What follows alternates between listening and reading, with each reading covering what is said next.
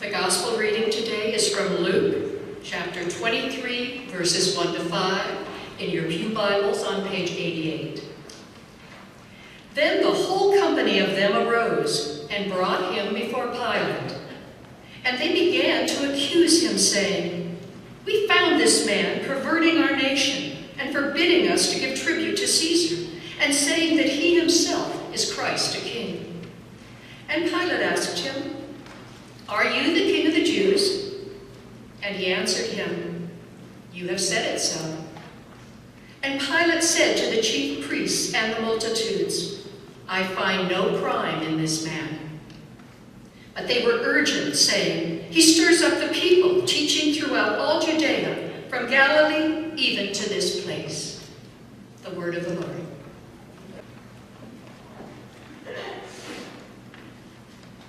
Significant changes often bring significant anxiety. Significant anxiety often brings uncertainty and fear. And fear manifests itself in many different ways. So it was for the Israelite people. You probably thought I was going to talk about Trinity. And I will, but for now, I'm referring to transitions and dens of lions and dens of our own making. Most of you have heard my train stories. Part one was crossing our nation and seeing the face of God and God's children across this great land, especially those of the homeless that were huddled in corners of train stations.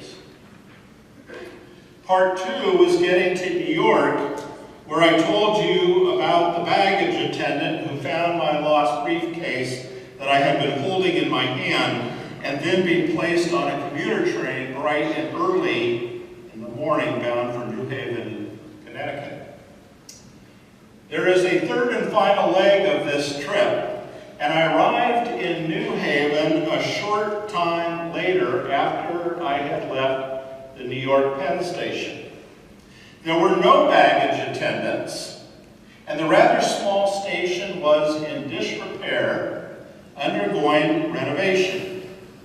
It was a cartoon-like scene as I took all of my suitcases and boxes and briefcase, because the rest of the things were following me later on.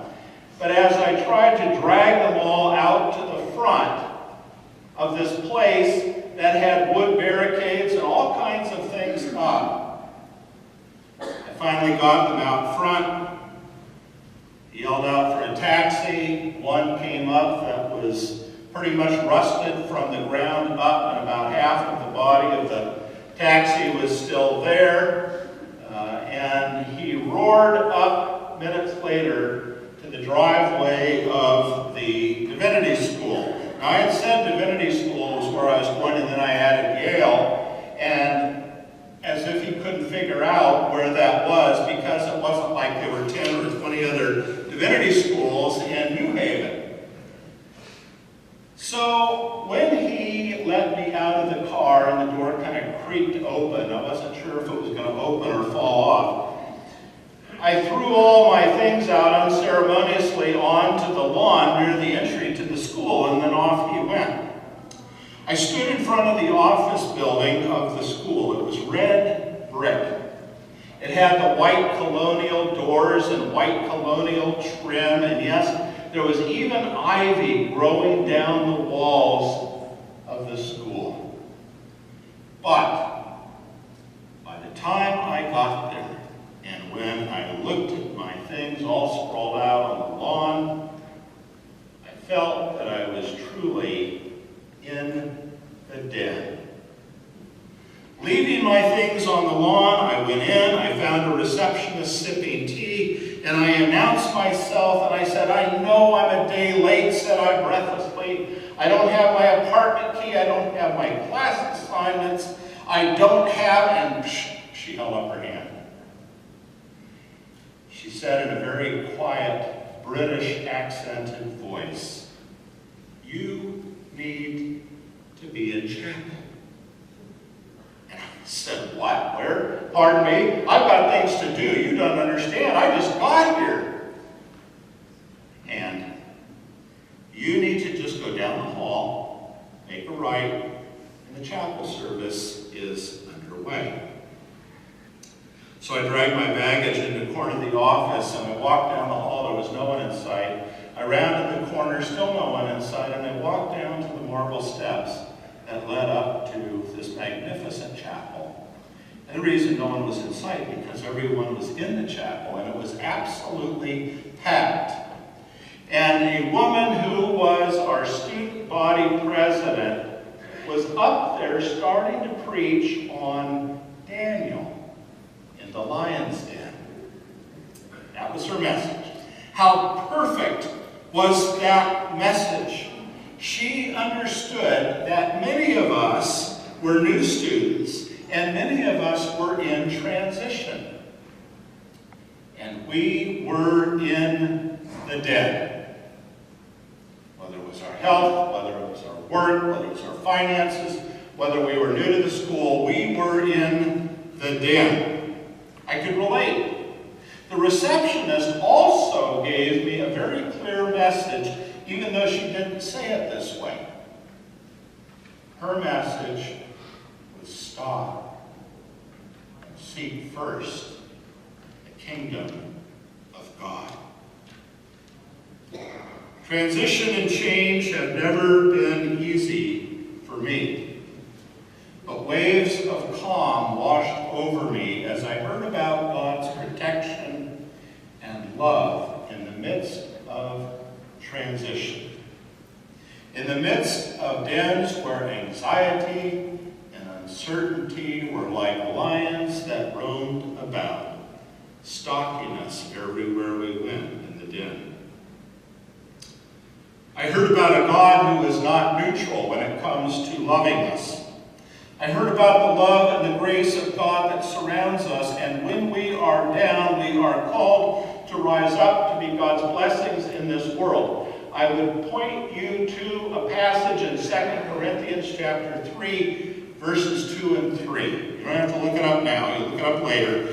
Paul calls us to be what? Paul calls us, if you can believe this, to be letters of commendation for the gospel.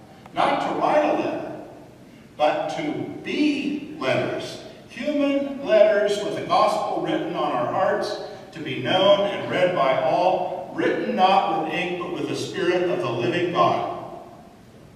In her message that day at seminary, I heard the student body president talk about taking up our cross, even when we are feeling crucified. Her message concluded, and we sang, "Blessed Assurance, Jesus is mine."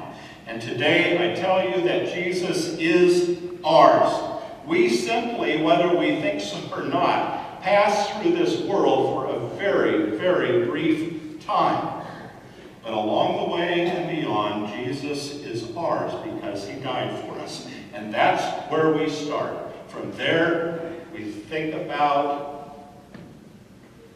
relationship with God. We think about how we reconcile ourselves with God. Jesus is ours because he died for us. And we call that grace. And what is grace? Grace is the unmerited, undeserved love of God for God's children, you and me, and this thing we call humanity. As for the divinity school receptionist, she always seemed immune from any lions or any dens. I don't know how she did it, but she did. In her life, there were no dens, but she may be the only one I've ever known who didn't have the dens in her life. And there are different ways of going about entering a lion's den. You see, what's really bizarre is that for many people, going in the den is almost comforting. The negative is better than the unknown.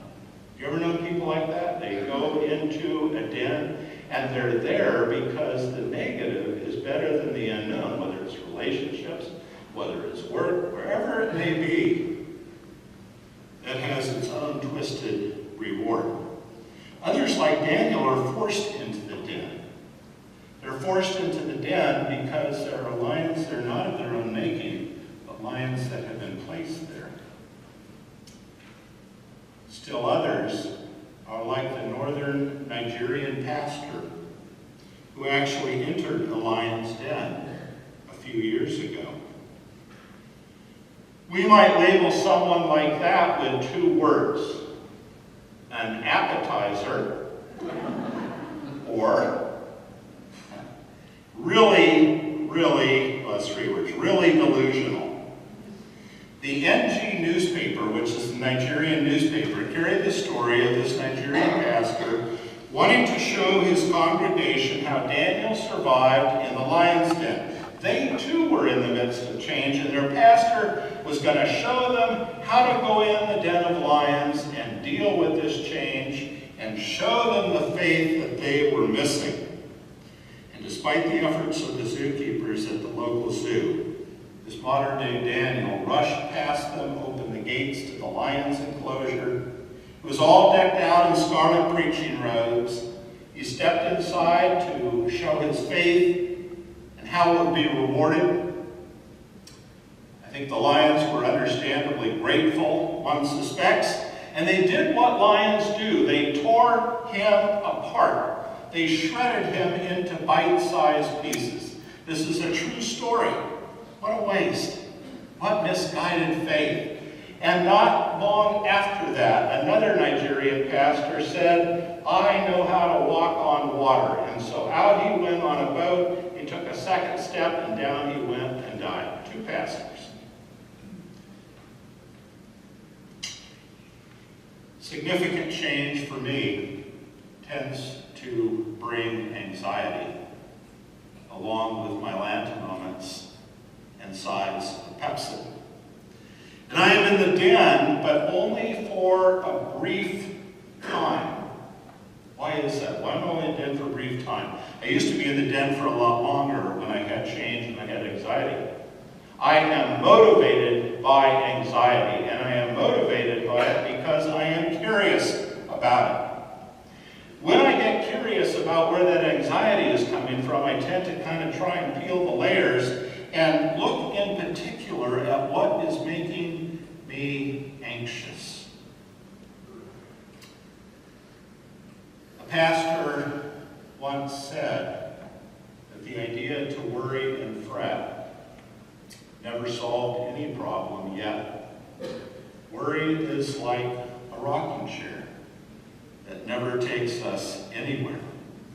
Long ago, I had that poem plastered onto my mirror in my bedroom, but over the years, I was able to take it down because I came to know a God who was sovereign and a Savior who is real. And I'm going to pray for you today that Jesus is real for you too. And if Jesus is not real for you today, then please see me afterwards so we can talk for a moment. It won't be that I'll change your mind. Perhaps we can learn together something about the real Jesus. Transition and change also bring possibility and potential. During these last 7 years, the laity of this church has been strengthened.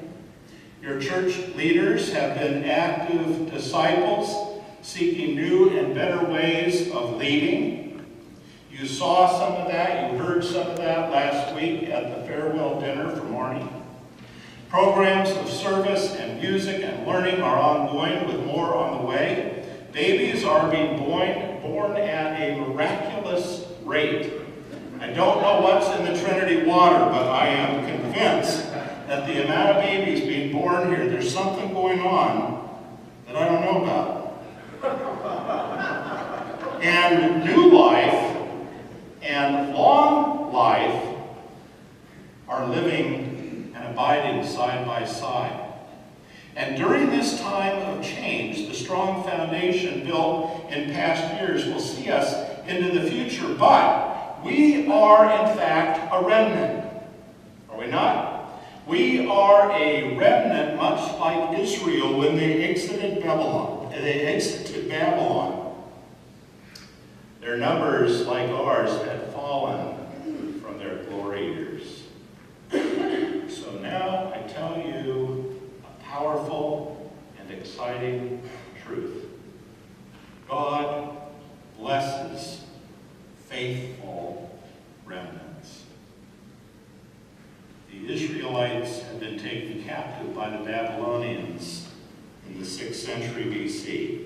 They were forced to walk, enduring their own trail of tears, from Jerusalem all the way to the east, to Babylon. It was a long, long way.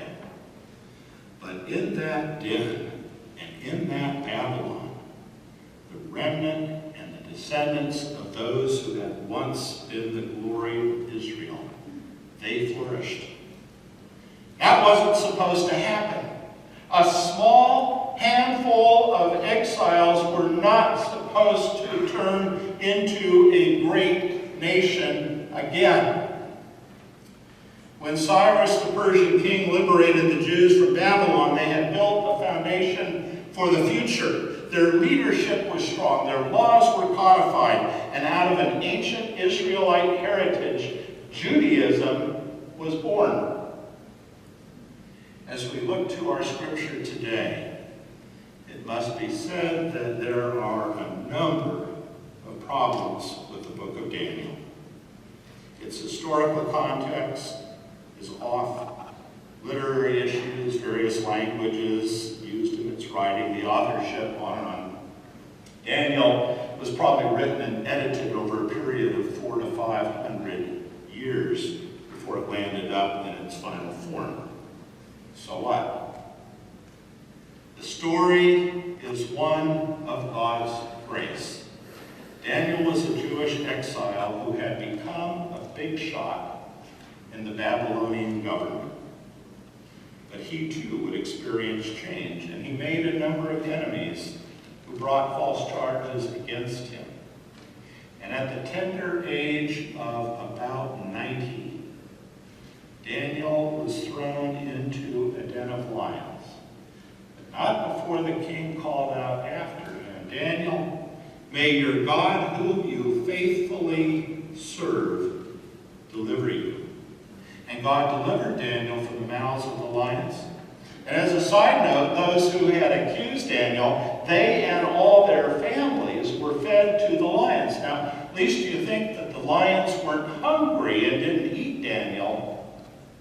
They took the families of those that had accused Daniel and they shredded them to pieces. And here's what the Bible says. The lions overpowered them and broke all their bones in pieces. You don't usually get that kind of stuff in the scripture readings on Sunday. But that's what the lions did to those folks. In 2014, why am I bothering to talk about an old man in Eastern robes, Middle Eastern robes, standing among lions? Partly because we too, here at Trinity, are going through a transition. And we are in a den of sorts. Whether that den has potential or not, that's up to God. But I'll tell you why I said it. The permanent value of the book of Daniel is its revelation of God's loving purpose for God's people. It asks one question. Can a handful of people still carry their particular beliefs and faith into the future? And can that faith in Yahweh, can that faith in God remain relevant? The answer back then was yes. It remained relevant, it remained strong, and Judaism flourished into a great nation. So the answer today for the Christian church and for us is that it must be yes.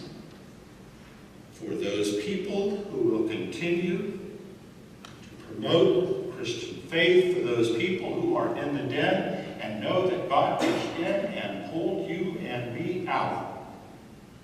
And God did it because he loved us so much that he gave his only Son. Whosoever should believe in him would not perish, but have everlasting life. So I say to you today, God bless us all.